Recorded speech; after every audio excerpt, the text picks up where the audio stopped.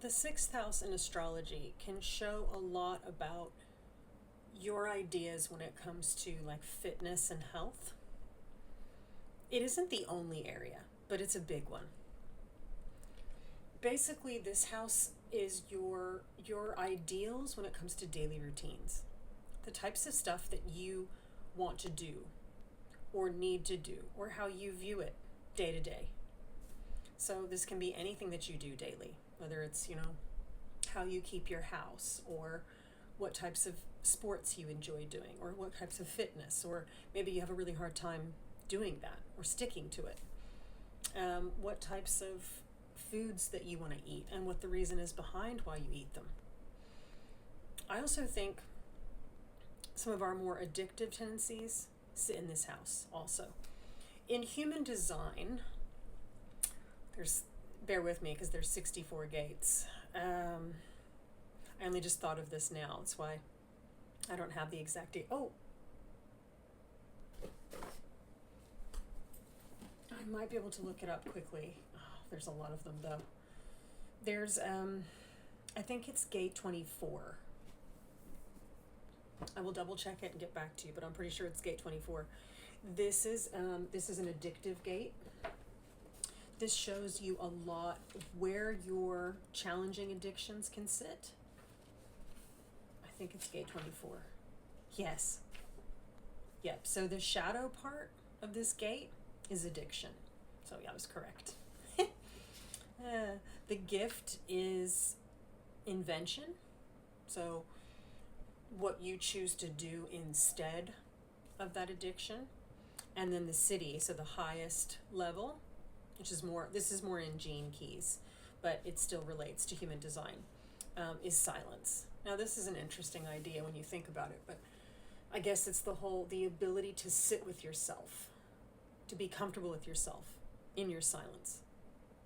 And that's what I think, especially when it comes to, because there's good addictions, there's healthy addictions that end up being more like routines. There's things that help you get further along into who you want to be. And it takes those daily routines, those daily plans to get there. And then, of course, there's the addictive, self-destructive ones, which, of course, this is what they're talking about in terms of human design. But it's this understanding that if you're in the lower vibration of yourself, I also think that Neptune and Pluto have a big understanding or explanation point when it comes to these kinds of things, because oftentimes we need Neptune as a way to escape, especially as children, but in any kind of situation where we're really unhappy. This could be where you have a difficult boss, or your job is very difficult in some way. And so you might have these addictions, to cope. I mean, it doesn't actually help you. It makes the situation worse. But a lot of people will do that as an excuse, rather than the main point is that you're not happy and you have to get out and go do something that you are happy with. So that kind of just shows where addiction takes place. A lot of times it's like a way to escape. And it might have started as a child where you created like I don't know, a fantasy. Maybe you were like a princess or a prince or something. Like that's where all this stuff starts. It's not as innocent as what we used to think. And if you have this desire to escape your life, you will do what you have to survive it, and you will create little stories and fantasies. But the brain needs more dopamine to maintain it. And that's what all these things, that's why they can be so dangerous. So things like, I don't want to say the word because some internet whatever don't like it, but corn, adult content, looking at pictures of, people's bodies, alcohol, drugs, any of these self-destructive mechanisms that get you hooked. Okay? The only reason that you're hooked on them is because you're trying to find ways to escape how unhappy you are. And the reality is it never helps. You can't escape it. You have to go through it. So this can show you a lot of, your tendencies. That's like I said, for instance, if you have gate 24 defined, this is very difficult for you. You will fall back on these things when things get hard, And it can be very difficult for you because of this influence. But if you can learn to sit with yourself, right? So the repressive nature they talk about is it's frozen. So you get frozen in time or stuck. And anxious. So it's another way to avoid anxiety or depression or whatever. All of these things come back to that. So in terms of the 6th house, again, if you have more of like a flaky, I don't mean that in a rude way, I'm just saying there are some signs that are a bit flaky. More of the mutable signs in particular find it difficult to stick to routines. And look, this isn't a bad thing. It just means you got to shake it up and make it interesting. But just find things that are fun and healthy to shake it up, rather than things that are destructive. Again, if you have to go through some sort of period or something where you're facing things to become a better version of yourself, and you got to go through it the hard way, fair enough. But just don't stay there. It's not good for you. But it's these understandings. Whereas if you've got more of a fixed sign in there, you're going to be very sort of set on what you do. And then obviously the cardinals, they're more than likely good at starting things, but it can be difficult to maintain them. But again, it depends on what you have in there. It can also be that you might, in some instances, you seek out comfort things, but they're just comforting in the moment. They're not really good for you long term. And then, maybe you get sort of lazy in a way, like you can't maintain it because you're looking for your little comforts and whatnot. This can be very much of a case. Something maybe a little bit, I guess, like a calmer sort of sport, like swimming or yoga might be a better choice. Again, everybody's different. That's what's so cool about this, because you can see where your particular, where your routines fit. And look, I've said this before, but I think human beings are very addictive beings, like we are. You make the choice. Are you going to choose addictions that are bad for you and don't help you with your goals and where you want to end up? Or do you choose habits or addictions that are good for you and do lead you towards what you want? That's what it comes down to. So we have to, as individuals, make the decisions. Which way are we going to head? What kinds of outcomes do we want? And that's why I think this is so helpful. So I do have a health reading where I would look at all of these things. It's harder in numerology. I mean, you definitely can get into it, and I think there's some numbers that have more challenges than others when it comes to addiction, but it doesn't go as deep, which can be useful in some ways if you want like a nice, succinct, easy answers, just quick. I like numerology for that. Now, I'm not saying it isn't effective. There are some areas where numerology is better than the other two. Same thing with human design.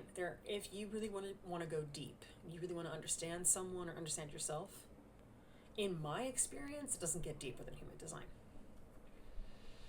This is an incredibly complicated system. Highly effective. I really like it. Astrology is kind of in the middle. Like you can go really deep, or you can keep it a little bit more surfaced. Again, it depends how far you want to go with it. I think sometimes astrology, the reason why it's become more popular, I think, is because there's like traits and archetypes that you can kind of identify with. Where numerology and human design, they're more about numbers. So sometimes that can be harder to follow. Again, it depends on the person, but that can be the situation. But either way, you can learn a lot about yourself and the types of things that you get stuck on, things that aren't good for you, and why you're stuck on them. But like I said, there's so many areas we can see with this. And you not only can you see where the problem started, you can see where the solution is too, which is really interesting. It's just about understanding, or having somebody else explain it to you, of course. I really like this topic because I think, like I hear some people say things like, oh, well, there's, some, like I'm a really addictive person. And I'm like, I think everybody is. It's just you choose what things you become addicted to. And if you're not at a high vibration, or you don't sort of love and respect yourself enough, you might fall back into the addictions that you used to survive in different situations. Like I said, a lot of times these things happen in childhood. And childhood's an interesting thing. It's only for a certain time period. And that time period can cause so much problems. Like it can be something that you cling to your whole life because you've formed an identity over it. And this can be incredibly sad and upsetting because, yes, it happened at a point in time, but you needed it at that time, not for the entirety of your life. And I think a lot of people don't, it's difficult because you're at the mercy of your caretakers, whether that's your parents or you were adopted or you were in the system, whatever the situation is.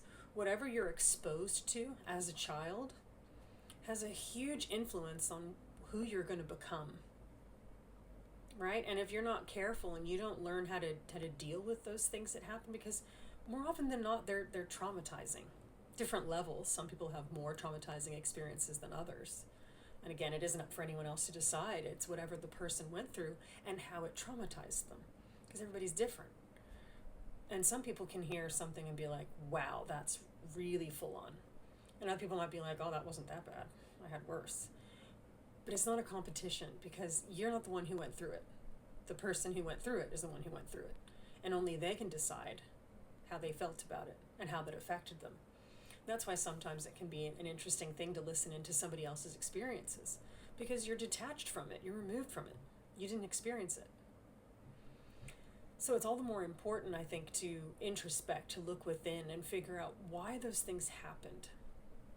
And even if you don't know how to do that, like I said, obviously I'm not a psychologist and I don't claim to be, but I think in some ways, knowing what I know about astrology and definitely human design, I would be able to find out things that other people would not and that you wouldn't even maybe know, or it would confirm things about yourself that you didn't know how to put into words. So it is a useful tool, I find. Ultimately, it does show us a lot, and I can't go into specifics here because for me to go through all of the signs through the 6th house, that would take forever. Well, not forever, but it would take a long time. Same thing with human design, going through gate 24. There would be others, but that's a big one. But it teaches you how to sit with yourself. Obviously, like I said, Pluto and Neptune, they're both responsible for... Pluto's more about dealing with the shadow side, and Neptune's about how we avoid what we do to create fantasies and delusions and not deal with the situation. So all of these are really helpful tools, and then they help for us to understand why we do what we do. So if that's something you want help with, you can always reach out. But I would say either if it was to do with your mother, a mother wound reading or healing, father wound would be another one. And, there are others, of course. But anyway, hope that was helpful.